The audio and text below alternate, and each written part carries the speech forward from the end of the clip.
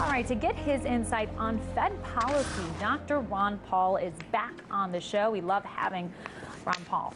Dr. Paul is a former congressman from Texas. He's the founder of the Ron Paul Institute for Peace and Prosperity. I first asked him if the Fed's decision not to raise interest rates is an indication that the economy is much more fragile than some of us might have originally thought. Here's what he had to say. Yeah, I think that is the case. They were worried about it, but the individuals, Bernanke as well as Yellen, spent a lot of time studying the Great Depression, and they said, well, the only reason was that it lasted so long as they wouldn't continue to print the money, and they started to cut back a little bit in 1937, and things got worse. So they're between the rock and a hard place. If they cut back, it's going to accelerate the crash. If they don't, they build a bigger bubble, and the market will crash it on its own.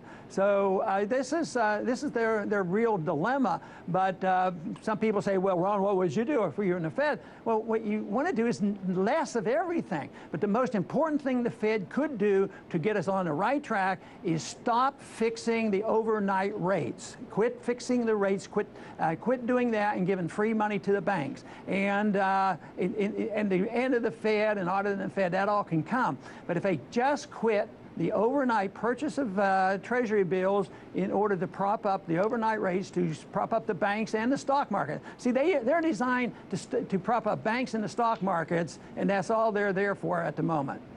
Yeah, I want to ask you a little bit more about that, because you seem to think that Congress and the Federal Reserve should refrain from really trying to stimulate the economy when bubbles burst and recessions hit. So the question is, what's their alternative? What can or should they be doing, both for the Federal Reserve and for Congress? Well, hands off. Quit spending the money. Take the pressure off the Fed that wants to monetize the debt. Quit buying overnight debt. They shouldn't be in the fixing of the interest rate system. But ultimately, those are technical things. The ultimate solution to this is philosophic, and that is, we as a nation will be forced soon to ask about the role of government. And sometimes when an economic system on the side of socialism totally fails, they have to say, hey, is this really a good system? That is what we have to do here in the United States, is the people have to decide, you know, what should the role of government be? Should it be endless welfare and endless warfare? Deficits don't matter. Print money when you need it, and take care of everybody from cradle to grave. Give them free education. We have people running for president right now. They want to give free everything. Well, nothing is free. It's just you know, who is going to get stuck with it? Right now, the middle class is getting stuck with it because of the consequence of the last several decades and the conclusion of that event in 08 and 09. So people have to pay, and right now it's the middle class is paying, and they don't get good jobs, and their standard of living is going down regardless of what the government tells us. You've advocated to audit the institution, as has your son, Senator Rand Paul. In the past, you both introduced a bill in Congress to make that happen. What do you imagine an audit would produce?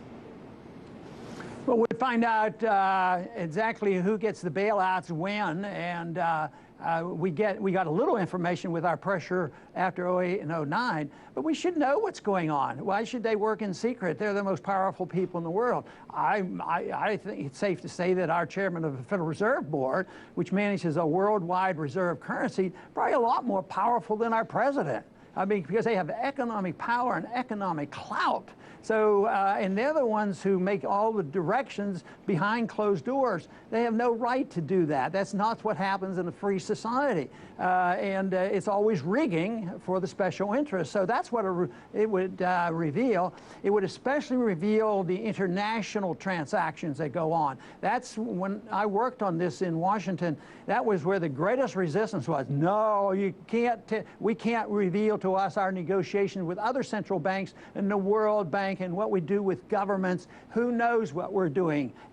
Because we're very much, you know, involved in worldwide politics. We have an empire to deal with, and we can channel funds in a certain way through the Federal Reserve. So they wouldn't be able to do that if you had a true audit of the Fed. But what's your hunch as to what they're really up to that is, you know, would be frowned upon by the American people? Well, I think the American people are frowning very much right now, and right now there's a greater interest in the Federal Reserve than in the whole 100-year history of the Federal Reserve, and they know the Federal Reserve is up to no good.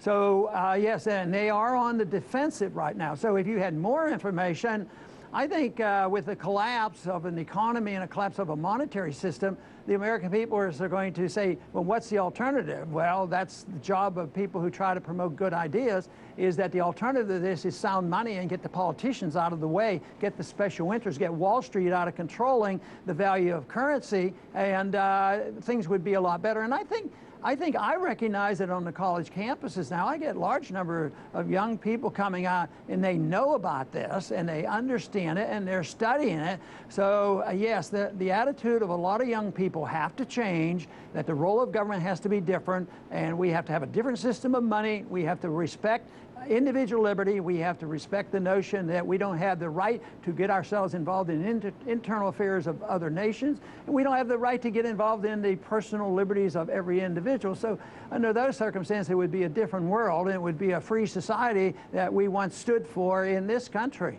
Well, Fed Chairwoman Janet Yellen has said of this idea, of course, that she strongly opposes it. She says it would bring short-term political pressures to bear and dissuade it from making hard choices. So what do you make of the argument that auditing the Fed would politicize monetary policy?